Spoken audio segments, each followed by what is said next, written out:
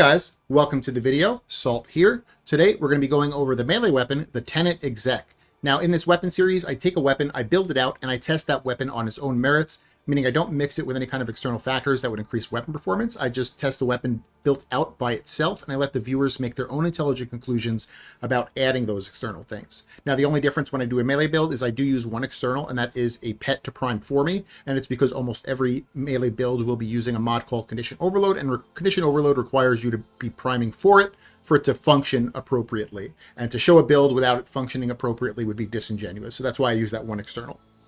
Okay, let's go into our little cave here.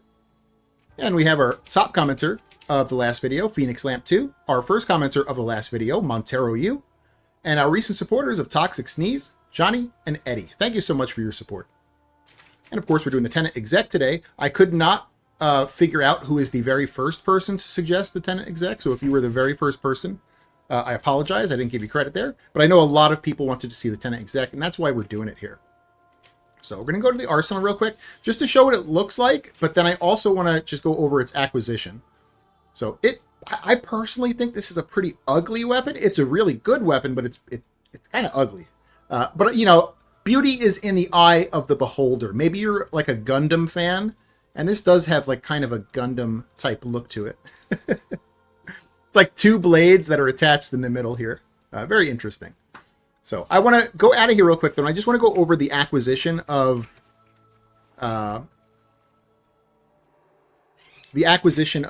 this weapon real quick, just because it's a Tenet weapon. And so normally with Tenet weapons, you do the whole sister system where you have to, you know, get your sister, do your sister, and then she gives you something at the very end for doing her.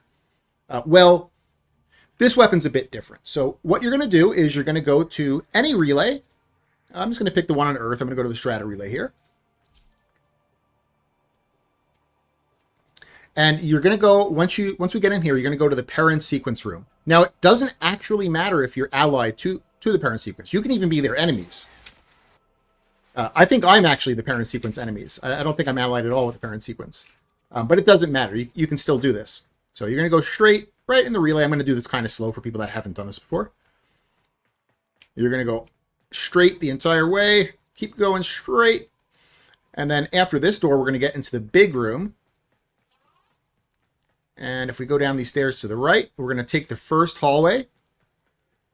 It's going to be right here. So straight ahead of us is going to be the syndicate room for New Loka, which we don't want. We want to go to the parent sequence one, which is going to be the next one over, that one there. So we're going to go to the right. I'm going to walk in the parent sequence room. I think this dude right here is the one that gives you parent sequence stuff if you're actually allied to the parent sequence, but we don't want to talk to him. We want to talk to the dude in the back. This shady looking character here. So you press X on him, and then you're going to pick Browse Merchandise. And this is going to show you all of the Tenet weapons that you get through him, which I believe are all of the Tenet melee weapons and one ranged weapon. So the Tenet Ferox it looks like a melee weapon, but it's the one ranged weapon. And then the other ones are the melee weapons. Now, the difference with this system and the regular sister system is that the progenitors, how you obtain them from these is it's on a rotation. So if you look here, currently, weapon rotation changes in 7 hours and 38 minutes. So in 7 hours and 38 minutes, these weapons will still be here, but it's going to have different progenitor bonuses. So if we look at the Tenet Ferox, it looks like the current one is Impact plus 48. If we look at the Grigori, it's Heat plus 37. Livia is Cold plus 25. Exec is Impact plus 35. And Agendas is Heat plus 34. So if you're looking for a specific progenitor, you're going to have to kind of let this rotation happen a few times until you finally see the exact one that you want. All right. And of course, you also buy these with a special token called Hollow Keys. And corrupted Hollow Keys, I believe they are only obtainable in Railjack Voidstorm. I believe it has to be a Voidstorm. Correct me if I'm wrong. Maybe it's also through Railjack, but I'm pretty sure it's only Railjack Voidstorm missions. Alrighty.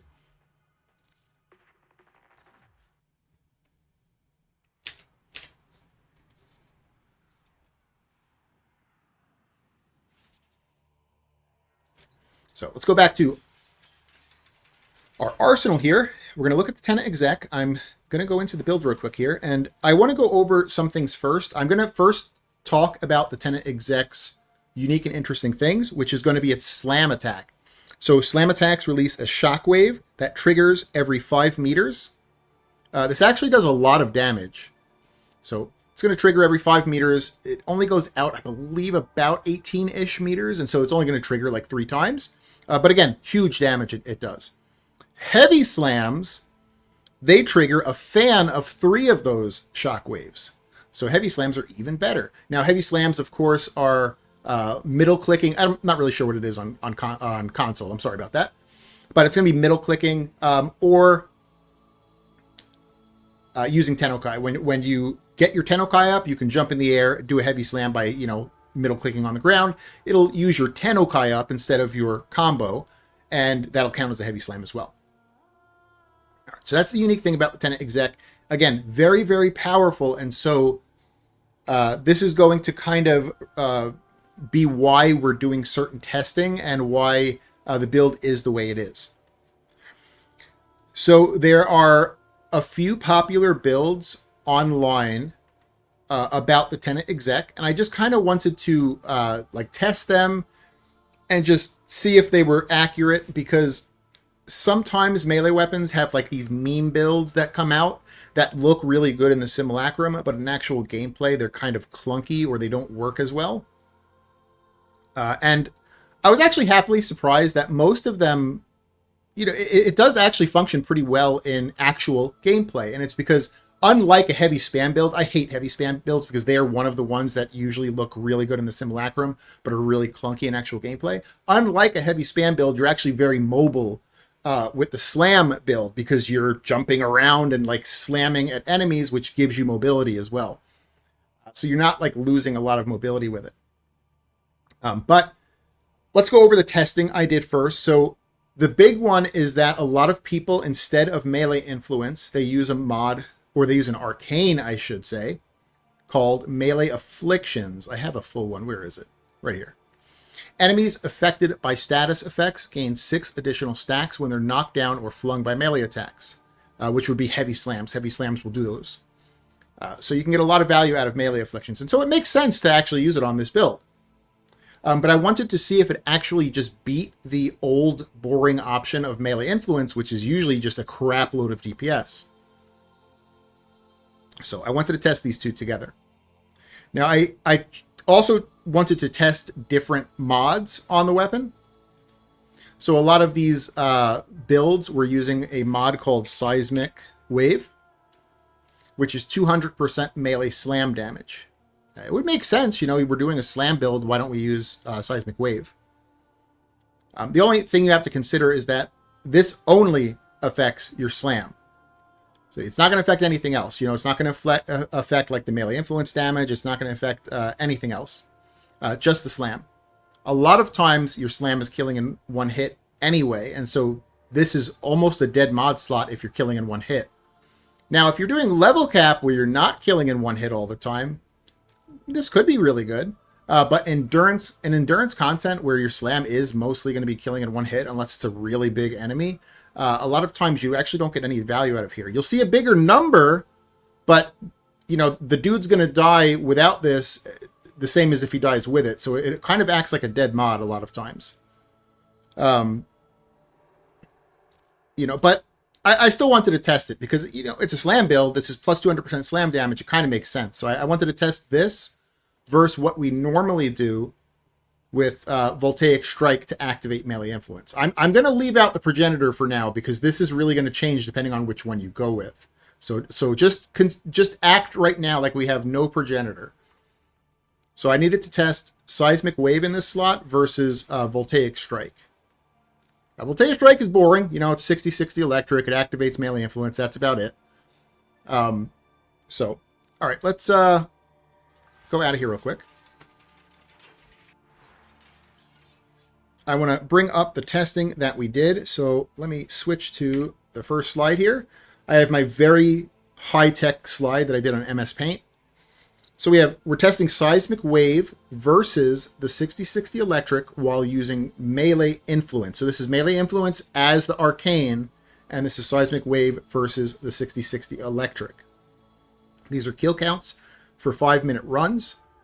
This was done on Steel Path Void Mott. I tried to play very mechanically all the time. It's a little bit harder with Melee to play mechanically because there's movement involved, a lot more movement than if you're testing a ranged weapon. But I still tried to play as mechanically as possible. Seismic Wave in 3 runs got 440, 505, and 419 kills for a total in 3 runs of 1,364 kills. If you notice, we did have one outlier, which is that 505 was much higher than the other numbers. There could be a bunch of different reasons why that happened. Maybe I played better on that one run and I didn't waste my combo like one time or something. Who knows? There's a bunch of different reasons that could cause outliers, either low outliers or high outliers. In the 6060 Electric runs, I got 423, 557, and 443 for a total in 3 runs of 1,423. Again, I had one outlier run. This outlier was even crazier. It was like more than 100 kill difference between the lowest one. I wasn't super happy with that. I was really tempted to maybe do one more run and kind of throw away that 557, but I kept it because I was doing a lot of testing, so I didn't want to waste too much time. But regardless, you actually notice that the 1364 and the 1423 between these two, they're less than 100 kills apart. And me personally, in 3 runs, if they're less than 100 kills apart, I don't really consider that conclusive information. So I wouldn't say the 6060 Electric is better than Seismic Wave just because it got a few more kills in 3 different runs. I would say there's not really conclusive. They're probably about equal. There is something to consider here, though, and that is the 6060 Electric. When you're activating Melee Influence with it, it means that you can actually use a magnetic progenitor, which would make it even stronger. However, I can't test that without having 2 different execs right now, because my exec right now is Electric. So because these numbers were close, they were, I would say they were about equal, even though the 6061, like I said, it wasn't a significant win. So even though they're about equal, the 6060 Electric could be made even stronger by using a magnetic progenitor. Whereas if you go with Seismic Wave, you need to stay as an Electric progenitor if you want to use Melee Influence. And that'll go to the next slide here. So here we go. All right, this is the second slide. We're testing Seismic Wave versus a 6060 Electric while using Melee Afflictions. This is the other arcane that a lot of people swear by with this weapon. These are kill counts for 5-minute runs. Again, Steel Path Void Mott. The only mod changing on both of them was I did Seismic Wave for 3 runs and I did 6060 Electric for 3 runs. We see the Seismic Wave runs got 358 kills, 369 kills, and 371 kills for a total in 3 runs of 1,098 kills. And we see the 6060 Electric in its 3 runs got 356, 396, and 377 kills in 3 runs for a total of 1,129. Again, we look at the 2 main numbers of 1,098 and 1,129, less than a 100 kill difference. So I wouldn't say this is conclusive information that one is better than the other. They're likely both very equal to each other. But again, you have to consider that if you're using the 6060 Electric, you can go with a magnetic progenitor, which probably would make the 6060 Electric build slightly stronger. So, all right. So if you notice between this second one with Melee Afflictions, and I'm going to switch again to the first one, with Melee Influence was significantly better than Melee Afflictions. So let me go back to the gameplay here. Something people might say about that is that for a Melee Afflictions build, I probably also should have used Elementalist. So I probably should have also used Galvanized Elementalist or just Melee Elementalist for a Afflictions build. However, Elementalist on Steel Path Endurance, non-level cap. On non-level cap Steel Path Endurance, you actually don't get a huge amount of value out of Elementalist mods because enemies die too quickly. They don't have enough time to actually get value out of another proc of a dot. So the only dot that gets a lot of value early is Blast, and it's because it has an on-death effect on its dot. Or Gas, I guess. Gas or Blast. So Galvanized Elementalist is really good on level cap, though. If you're doing level cap or near level cap, yeah, I could see a melee Afflictions with Galvanized Elementalist being really good. But for Endurance, I am going to lean more towards the melee influence build with Voltaic Strike.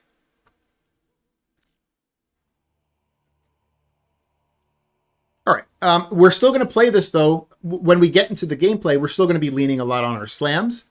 But the actual build is going to be pretty common to what we normally build. You know, just the max DPS melee build.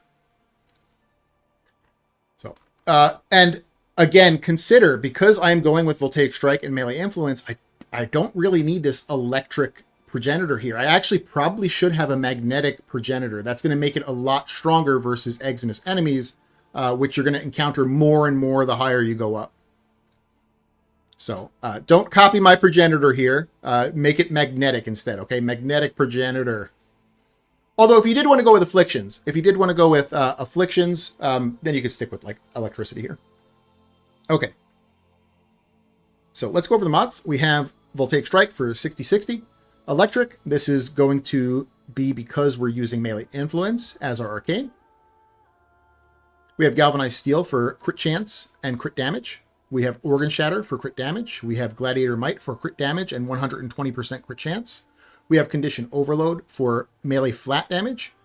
With our Dirija Primer. Our Dirija Primer produces about 8 to 9 statuses guaranteed on enemies around us. So that is a huge amount of flat damage. Berserker Fury is next here. This is going to be 70% attack speed. I think this is pretty good. I was a little bit tempted to put Gladiator Vice here, which is a much lower attack speed, but you get 120 crit out of it. Just because a lot of times you are actually just jumping in the air and slamming things, and so, you know, you're getting less value out of attack speed because of that, because you're spending a lot of time in like non-attack animations.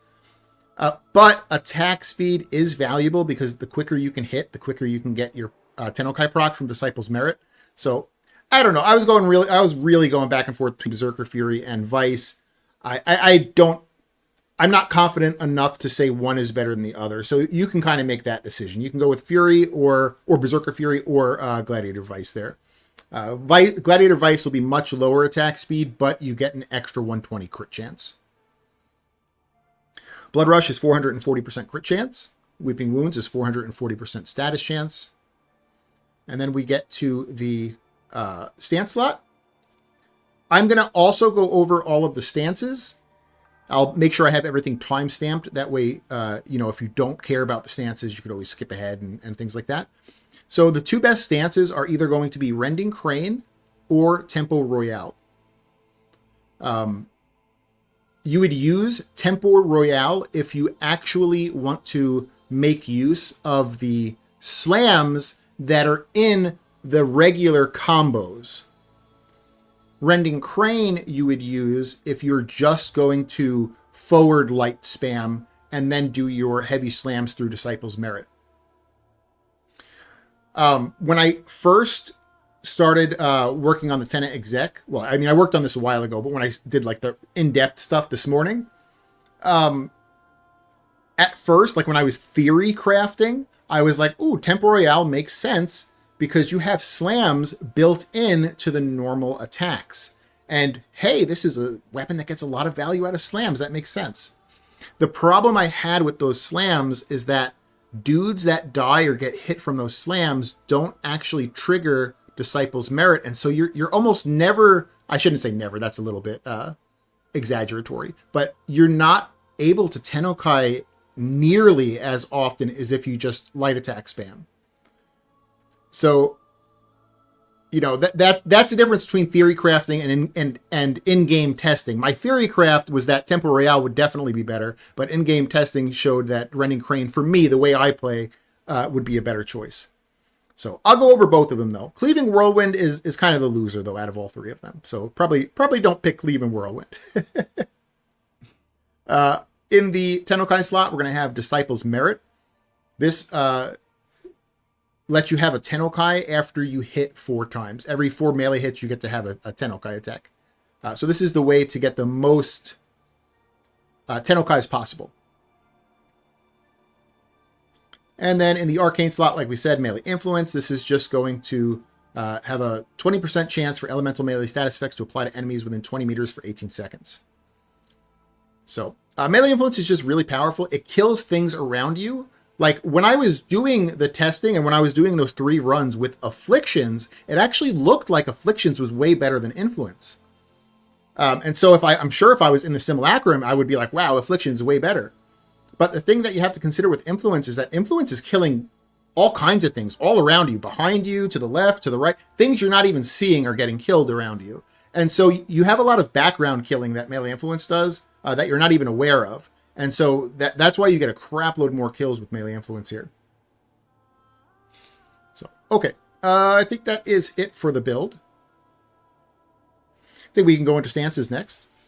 Again, everything will be timestamped, so if you don't really care about them, that's fine. What am I doing? I have to get used to the back rooms here. I have to go to Cephalon Samaris. Over here in the Syndicate area. You are a true hunter. Where would the sanctuary be without you?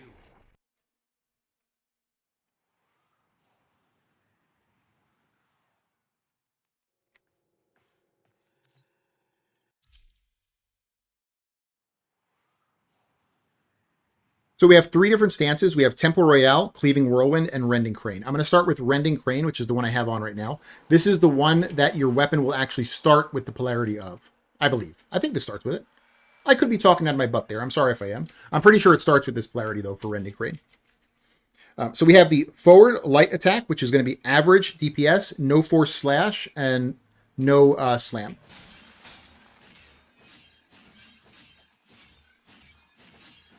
Now, the reason, if you're going to spam a forward light with any of these stances, the reason Rending Crane is the one to pick is because it actually has average DPS, where the other 2 stances forward lights have low DPS.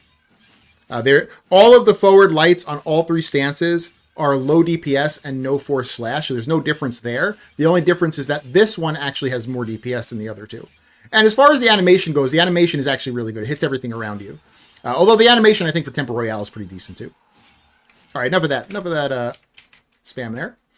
We have the Neutral Light. This is average DPS, no force slash, no slam.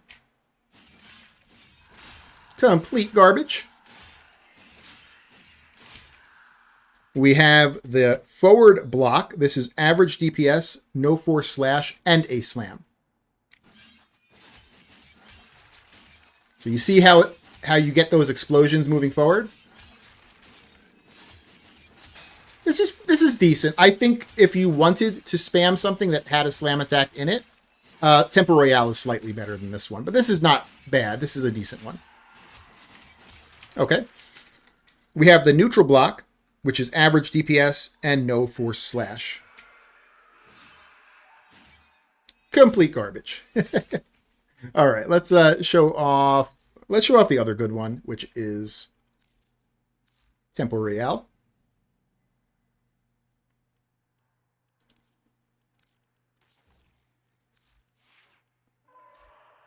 Now let's show off the Forward Light first. So this is going to be low DPS, no force slash, no slam. So again, decent animation. Rending Crane has a quicker animation, like you actually move better with Rending Crane.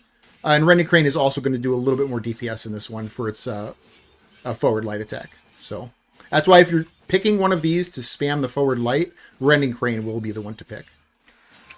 All right, we have the Neutral Light. This is high DPS and no force slash, no slam.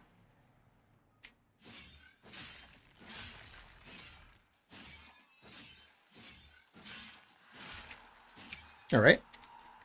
We have the Forward Block. This is high DPS, no force slash, and a slam. This is the one that if you wanted to actually utilize the slam, this is a really good one.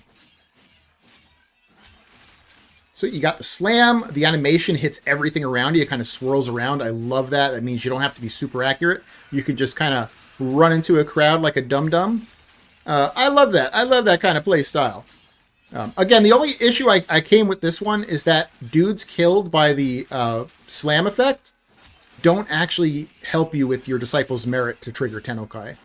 So I actually found that I would get more heavy slams by just going with Rending Crane and spamming the forward light. But maybe you like this one. Maybe you like this one. All right, enough of that. And then finally, we have the neutral block, which is average DPS, no force slash, and a slam. This is another slam that's on Tempo Royale, so it actually has 2 slams. This is a little bit of a worse one.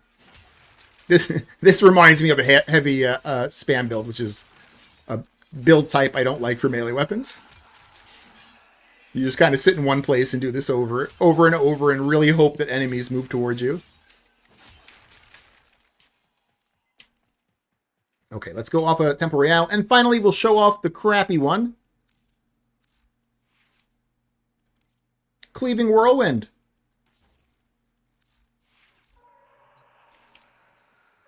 All right, we're going to go show its forward light attack. This is going to be low DPS, no force slash, no slam. Now, as far as animation goes, really good. Like, when I first saw Cleaving Whirlwind, like, years ago, I was like, oh, this is so good. It's Whirlwind Barbarian. Except if you keep going, guess what happens? Oh, my goodness, you stagger yourself. That's right. I think it's, like, after 5 of the swirls, you go into, like, a dizzy mode. I feel like if it didn't have that dizzy mode, I would pick this. Like, this is a fun... It hits everything around you. It's fun. I feel like a Diablo Whirlwind Barbarian. I just don't want that stupid dizzy mode. Of course, you can, like, kind of OCD this by purposely, like, letting off of E at a certain time so you don't enter that dizzy mode, but I don't pay attention enough for that. What am I doing here? We're going to show off the neutral light next. Neutral light is high DPS, no force slash, no slam. Oops, not that one, sorry. I don't really like this one. There's no movement in it. We have the forward block, which is going to be high DPS, no force slash, and a slam. So this is the one that actually slams for this one here.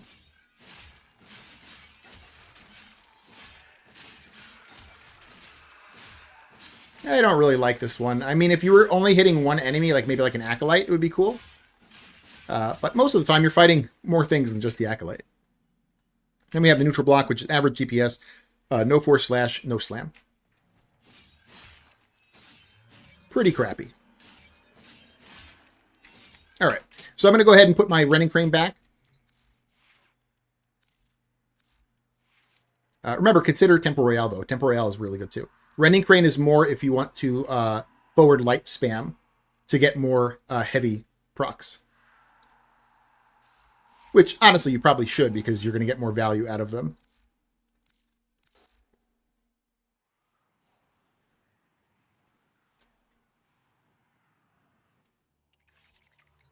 Okay, and I think we can finally do the in-game showcase. So we'll do this on Mott in the Void. I've done this all morning. I'd never want to see the exec again after today. All morning. It's been 5-minute runs.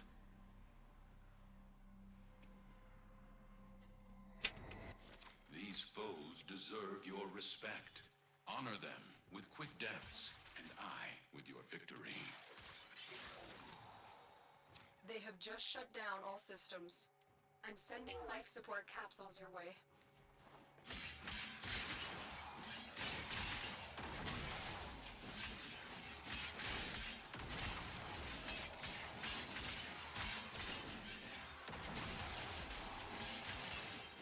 And that's pretty much it. You just kind of play it as a basic powerful melee weapon, and instead of when you get a Tennokai, instead of heavy attacking normally, you make sure it's a jump slam.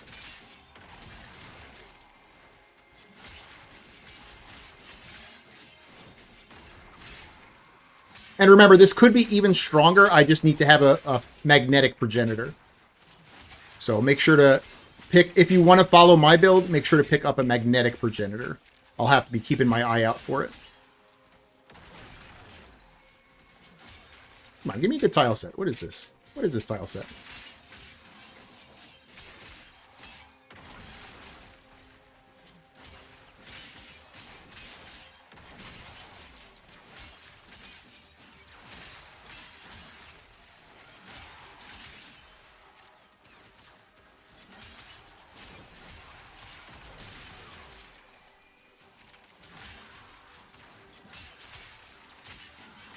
I like to use normal slams to kind of go from pack to pack.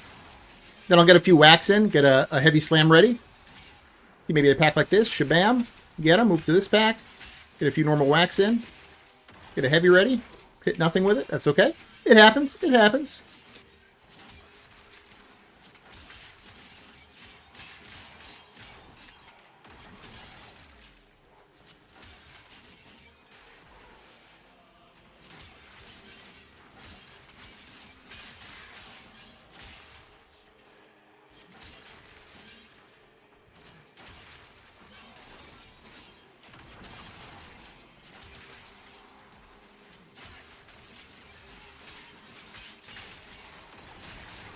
With this build, you'll also just stay at 12 times combo.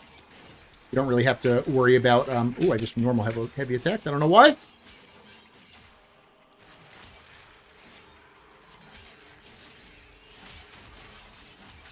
You know, it's not a heavy spam build where you have to, like, do weird things to stay at an okay combo. You're just going to stay at 12 times.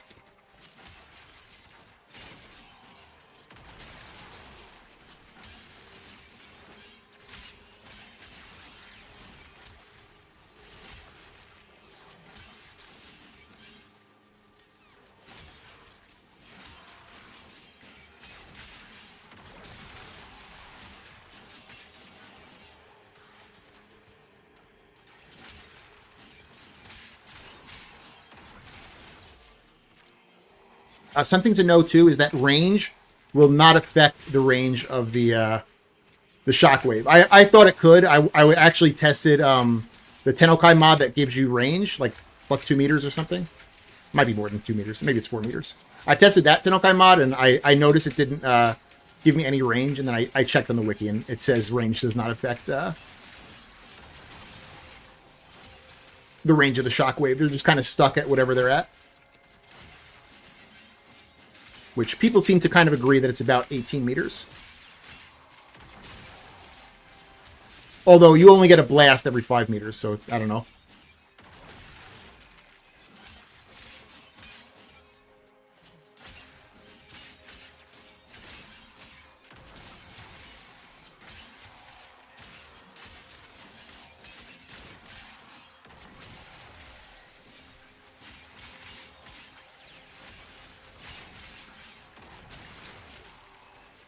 Now remember, if you use Tempo Real, you'll have more basic slams. You'll just get less Tenokai slams.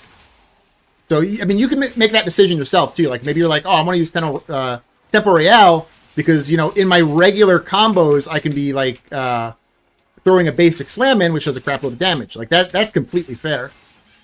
It's just that you'll get less value out of your Disciple's Merit because the kills you get from... your slams won't count towards the 4 hits.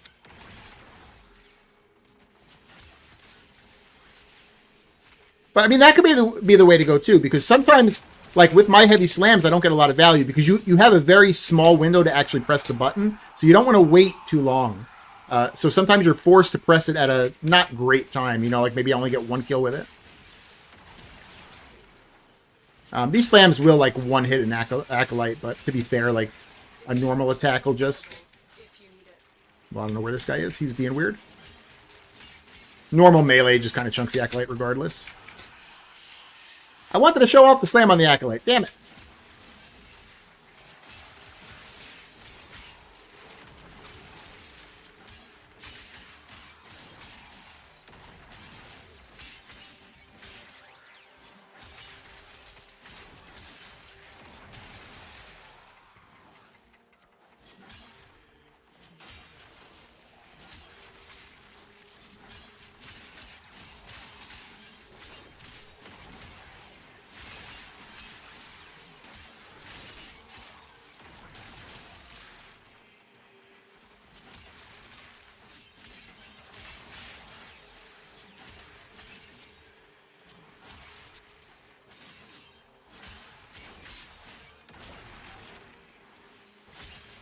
All right, we're at 6 minutes in.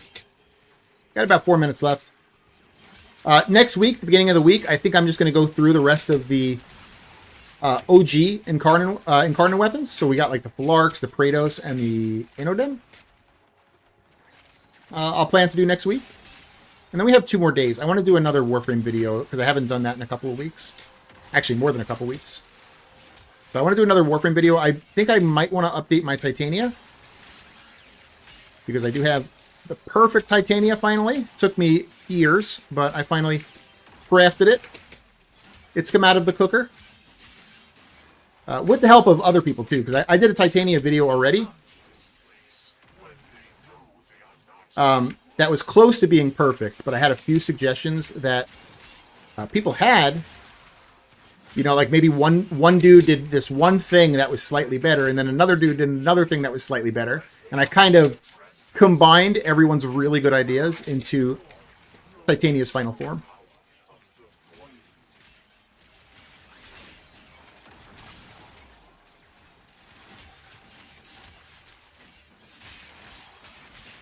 And really, like, weird things that you wouldn't think would be a big deal. Like on my Titania, I'm using a secondary kit gun. But the best way to build her is actually with a primary kit gun for a specific reason. So little things like that, you know, but that difference is a 60 ability strength difference, which is kind of significant. Like 60 ability strength is a lot. So just like switching from a secondary to a primary kit gun giving me 60 ability strength, it's a big deal.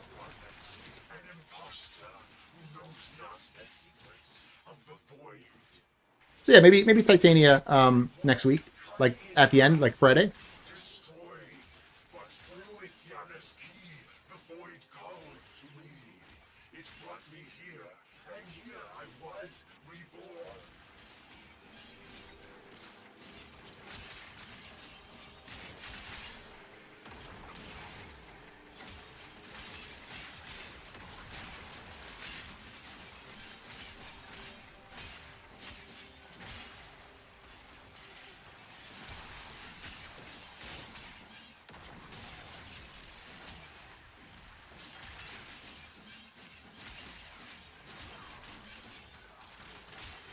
I guess, you know, there's skins for weapons too. So if you really don't like the exact skin, you could always switch to a different skin.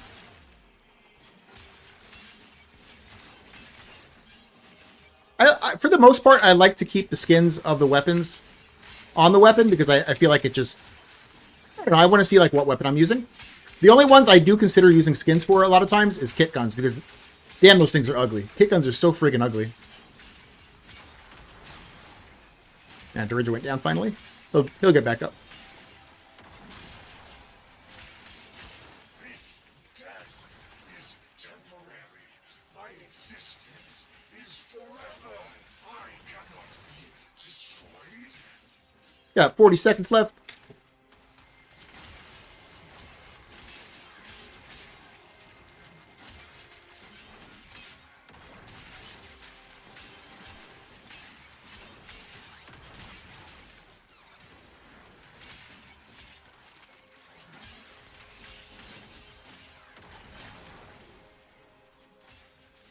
We'll see what our kill count is.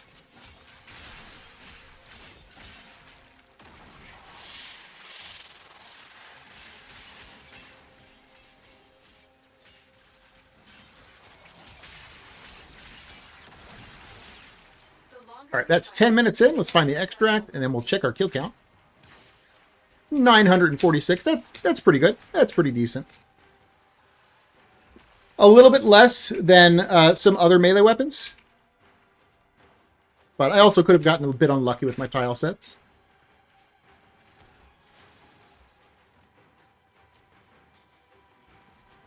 So you're usually looking at about like 1,000 or 1,100 to try to get to. For good melee weapons, I should say. This is a good melee weapon. I might have just got unlucky with the tile set.